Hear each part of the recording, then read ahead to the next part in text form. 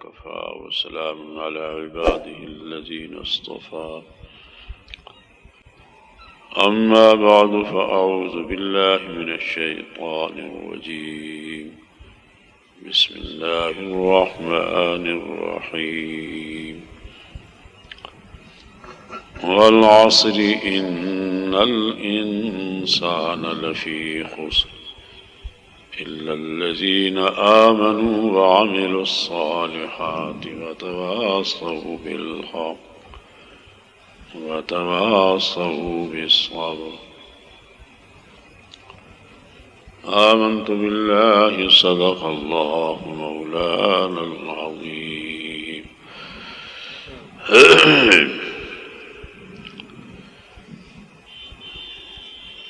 کلمہ طیبہ کا ذکر اونچا کیا جاتا ہے، اس میں کوئی حرج نہیں۔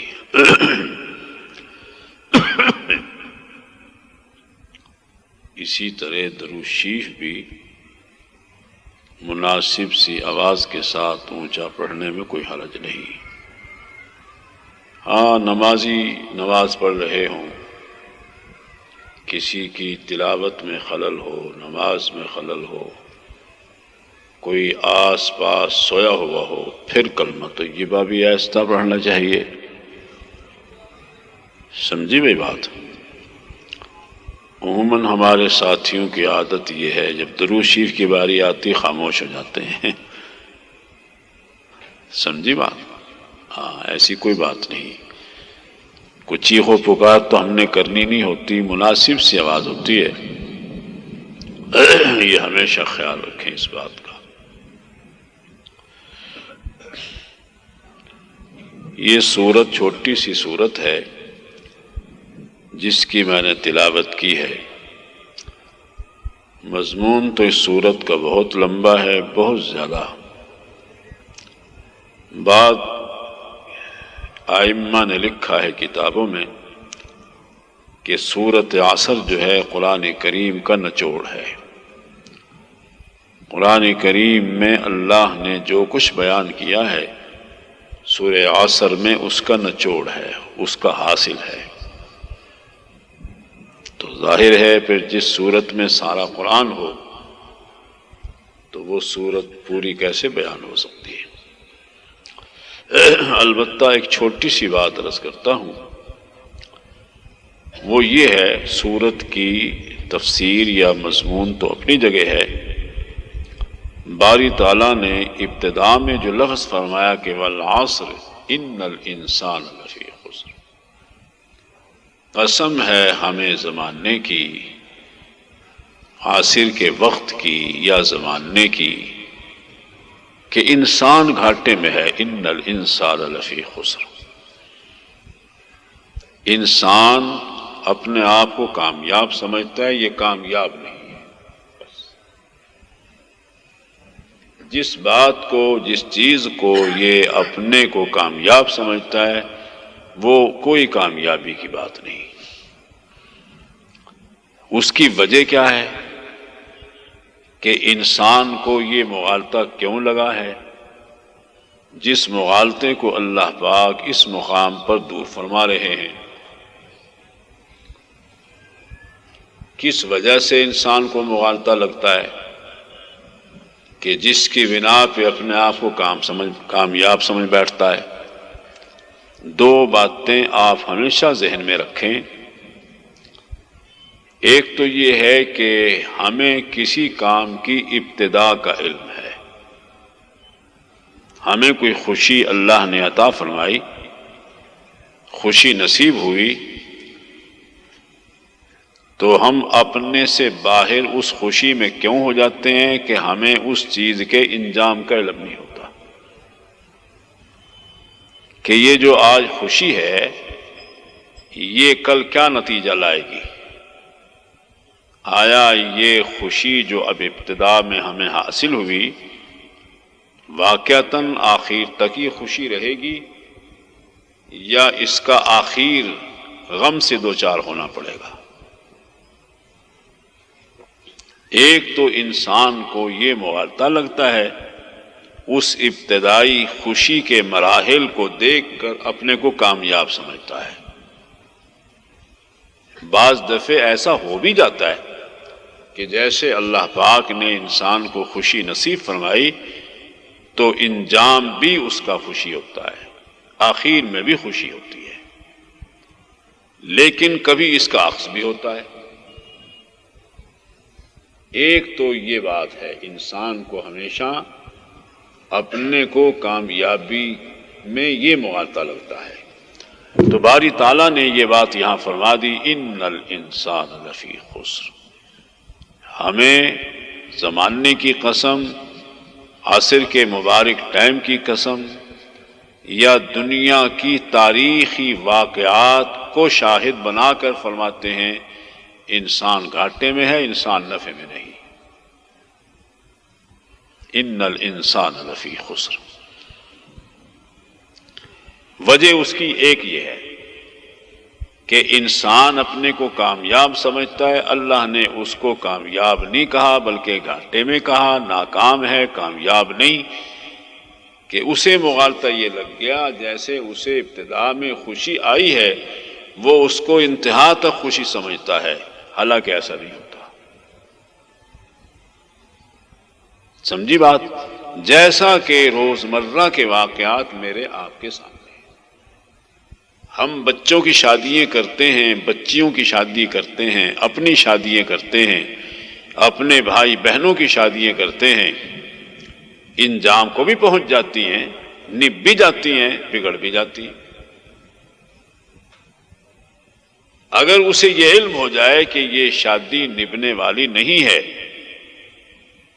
تو پھر تو ضائع ہو گئی بات، پھر تو باری تعالیٰ کو یہ کہنے کی اتنی تاکید کے ساتھ ضرورت ہی نہ رہتی، لیکن چونکہ انسان کو اپنے انجام کا، اس خوشی کا علم نہیں ہوتا، اس لیے یہ مغالطیں پڑ جاتا ہے، تو اللہ کو یہ بات سمجھانی پڑ رہی ہے۔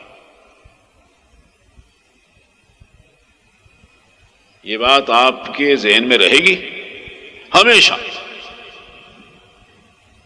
بعض چیزیں ایسی ہوتی ہیں کہ تھوڑی سی توجہ بھی کرے نا آدمی، تھوڑی سی توجہ کرے، ایک بہت بڑا ہدایت کا راستہ انسان پر کھل جاتا ہے ہر مرحلے پر، دنیاوی لحاظ سے، دینی لحاظ سے تو ہے ہی، دنیاوی لحاظ سے بھی بہت سے واقعات انسان پر روشن ہو جاتے ہیں، کھل جاتے ہیں۔ پھر کیا کرے گا آدمی؟ پھر آدمی اس ابتدائی خوشی پر اللہ کا شکر ادا کرے گا اور اللہ سے اس کے انجام تک کی خوشی مانگے گا۔ لیکن ہم میں ایسی بات نہیں ہوتی۔ بہت پرانی سی بات ہے، میرا تعلیمی زمانہ تھا، قرآن کریم حفظ کرتا تھا میں، مسلم لیگ کا دور تھا، تو یہ پٹاخے جو ہوتے ہیں نا، شادیوں پر گولے جو چھوڑتے ہیں، اس پر پابندی لگا رکھی تھی ضلع کے افسروں نے یا تحصیل کے افسروں نے۔ کوئی آدمی اگر گولے چھوڑے گا اس کو جیل میں ڈال دیں گے۔ تو اتفاق سے ہمارا ایک مقتدی تھا، جان پہچان والا، اس کے بچے کی شادی تھی، وہ گلی میں گولے چھوڑتے جا رہا تھا، تو وہ گولا جو چھوڑا تو اس کا جو تھا وہ آگ ختم ہو کے مدرسے میں آئی، ایک طالب کے بسترے میں آگ آ گئی۔ وہ بہرحال طالبوں نے بجھا دی۔ استاد جی کو بڑا غصہ آیا، مجھے کہا کہ جاؤ اس کو کہو اللہ کے بندے کیا کرتے ہو۔ تو میں گیا تو وہ جناب تو گل پڑنے کو ہوا، کہنے لگے ایک بچے دی خوشی ہے ہوں یہ تے کم ہونے ہوئے۔ میں کہا قانون بھی پابندی اللہ کے بندے، اور ہمارا تو بستر جل جاتا، تیری خوشی ہو جاتی ہمارا بستر جل جاتا۔ لیکن اس نے بے رخی کی، بات کو قبول نہ کیا۔ تو اللہ کی شان، اب دیکھیے بارات جا رہی ہے، اب بارات جا رہی ہو، بچے بچی کی خوشی کی بات ہے، تھوڑا سا آگے گیا، پولیس والوں نے پکڑ کر تھانے میں دیا، خوب پٹائی کی۔ پھر مجھ سے معافی مانگنے کے لیے آیا، مگر بھی اپنے اللہ سے معافی مانگ، ہم سے کیا بھی معافی مانگتا ہے۔ تو انجام کا علم نہیں تھا نا، اس لیے بارات جو ہے وہ غم سے تبدیل ہو گئی۔ والعصر ان الانسان لفی خسر، قسم ہے ہمیں زمانے کہ انسان گھاٹے میں ہے، انسان اپنے آپ کو کامیاب سمجھتا ہے، اس کو یہ مغالطہ ہے۔ ایک بات تو یہ ہے۔ دوسری بات یہ ہے کہ انسان جو ہے نا، اس بیچارے کو چیز کے ظاہر کا علم ہوتا ہے، اس کے اندر کا علم نہیں ہوتا۔ ایک تو ہو گیا نا، کسی کام کی ابتدا کا تو علم ہے، انتہا کا علم نہیں۔ کسی خوشی کی، کسی نفع کی ابتدا کا تو علم ہے، انتہا کا علم نہیں۔ ایک آدمی نے مجھے واقعہ سنایا کہ گاڑی خریدی۔ اب دیکھیے، گاڑی اللہ کی نعمت ہے، اپنے بچوں کے لیے گاڑی خریدی، کار خریدی، سلوک کی کار، تو گھر سے بچوں کو بٹھا کر، اب یعنی وہ ان کے حق میں بظاہر تو خیر بن کے آئی، لیکن حقیقتاً چونکہ حقیقت کا علم نہیں تھا، ظاہر کا علم تھا، اس کو اپنے لیے کامیابی کا ذریعہ سمجھا، اور حقیقت میں کیا تھا، وہ ان سب گھر والوں کی موت کا ذریعہ بننی تھی۔ وہ وہاں سے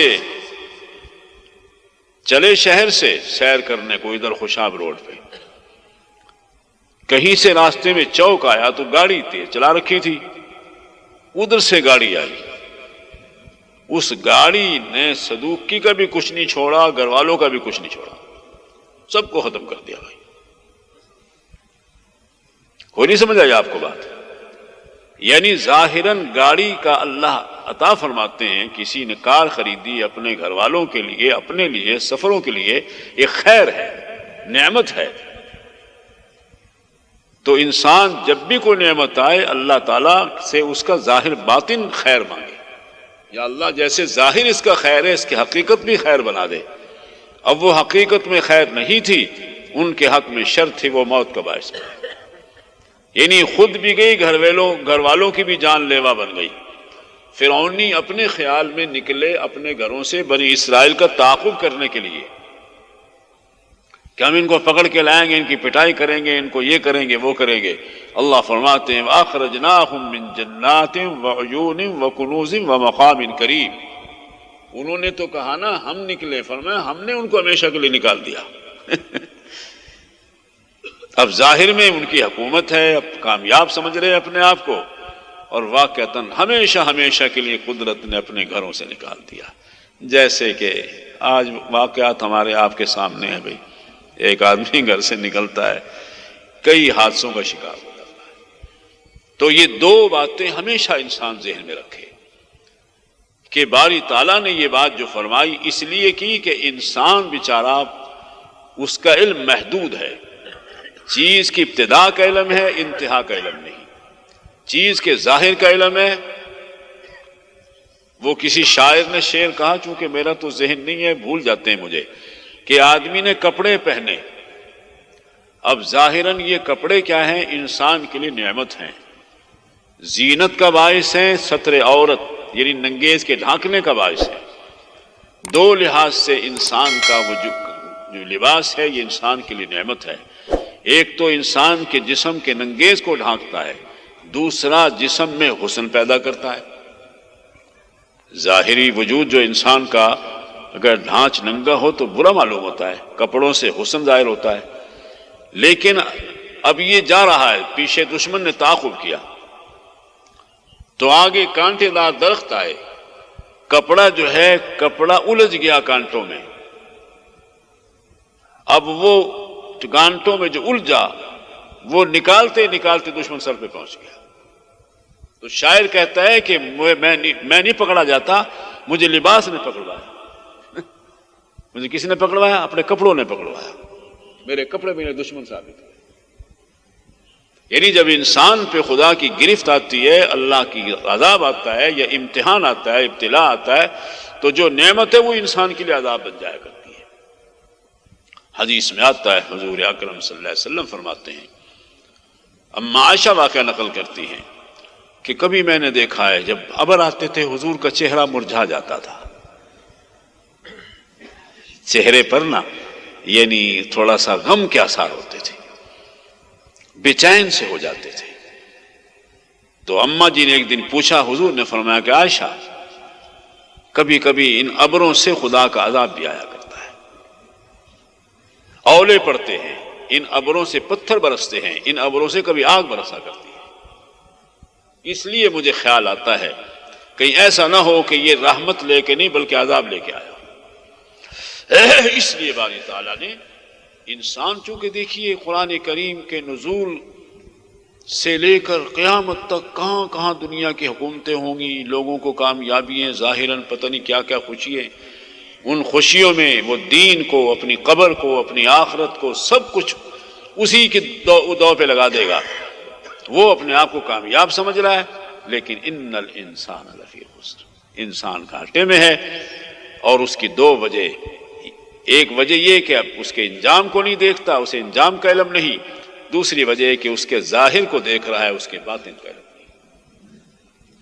آپ گائے بھینس خرید کے لاتے ہیں اپنے گھر بچوں کے لیے، دودھ کے لیے، کہ اپنے گھر کا گھی دودھ ہو جائے گا، پیسے بھرے تو، لیکن گھر آ کر وہ سرگودا میں قاری صاحب تھے، پرانے لوگوں میں سے تھے، تو جو ہی بات چھڑی، ملاقات کرنے لگے، میں نے بھینس خریدی، میرے لیے اتنا بڑا عذاب بنی میں بیان نہیں کر سکتا مجھے راس نہ آئی۔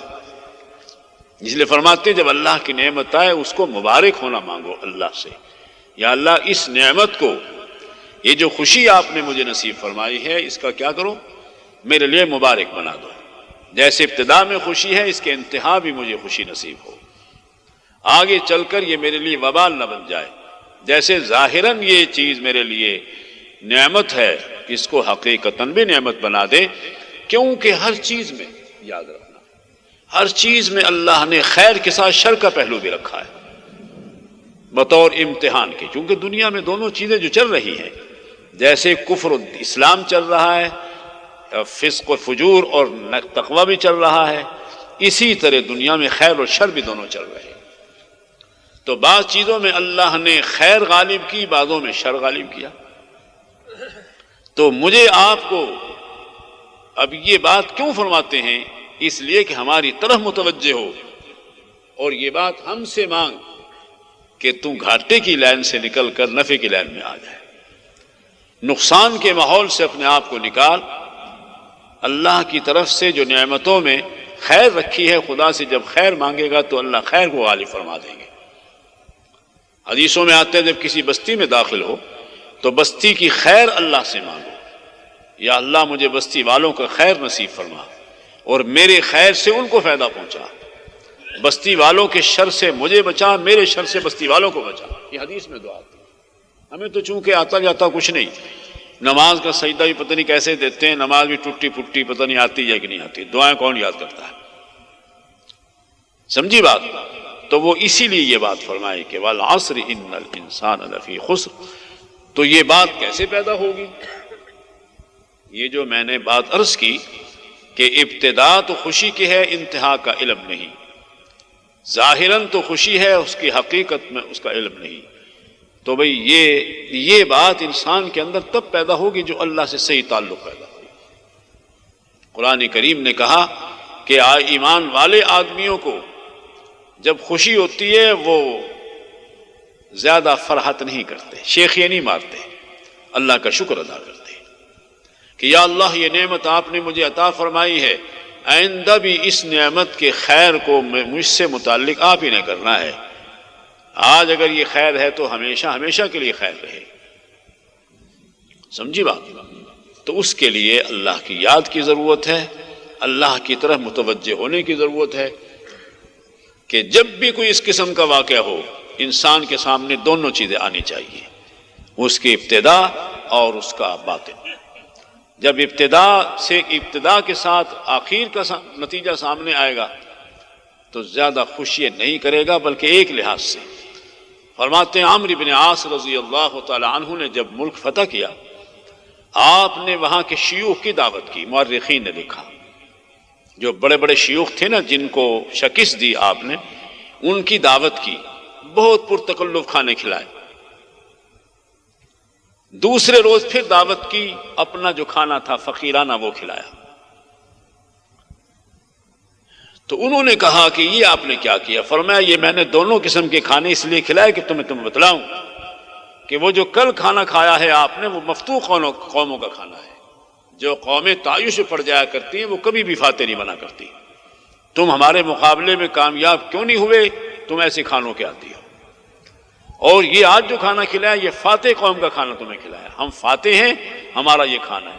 جب ہمارا کھانا بھی وہ آگے ہم بھی مفتوح ہوں گے، پھر دوسری قومیں ہمیں فتح کریں.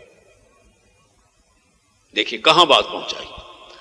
کہتے ہیں ایران جب فتح ہوا تو سیدنا فاروق اعظم رضی اللہ تعالیٰ عنہ سجدے میں رو رہے تھے. فرمایا آج دنیا نے ان کو خراب کیا، ہمارے ہاتھوں ذلیل ہوئے، کل دنیا تمہیں خراب کرے گی، غیروں کے ہاتھوں تم ذلیل ہو. رو رہے. تو یہ بات کیوں پیدا ہوئی؟ اللہ سے صحیح تعلق پیدا ہوا. اور ایک ہم ہیں، جب کوئی خوشی آ جائے جناب اللہ کی ذات کہاں ہے، تصور بھی نہیں ہو سکتا اللہ اس کے رسول کی اتباع کا یا سنت کا. جیسے وہ میں نے آپ کو بتلائی کہ بارش آدمی ہے، نمازی ہے، کوئی بے دین آدمی نہیں تھا، داڑھی منا یا بے نماز، دینی آدمی ہے، نمازی. اور پھر وہ بہت مدت تک بہرحال ایک دن میں ویسے ہی بیان کر رہا تھا تو وہ بیٹھا تھا، مجھے خیال نہیں آیا، میں نے ویسے ہی واقعہ نام تو نہیں لینا تھا اس بیچارے کا، تو وہ مجھے کہتا ہے تقریب بیان میں، کہنے لگا میری جان نہیں چھڑ دے تسی ہوں. میں نے کہا اللہ کے بندے تیرا نام تو میں نے نہیں لیا، ایک نصیحت کے لیے بات کہہ رہا ہوں کہ کبھی ایسے بھی ہوتا ہے کہ خوشی کے ساتھ جو ہے نا فوراً غم آ جایا کرتا ہے. تو بہرحال گزارش یہ ہے، یہ جو بزرگان دین کی لین ہے، یہ جو مجالس ذکر ہیں، یہ اسی لیے ہیں کہ خدا کرے مجھے آپ کو یہ سمجھ نصیب ہو جائے کہ انسان کی جو موجودہ ظاہری زندگی ہے یہ کامیاب زندگی نہیں ہے، بلکہ کامیاب زندگی وہی ہے جس میں آگے 4 چیزیں اللہ نے بیان فرمائی ہیں، جن کا تو اب موقع نہیں، ویسے تو ریلوں میں ممکن ہے بیان ہوں گے. تو انہی لفظوں پہ ختم کرتا ہوں.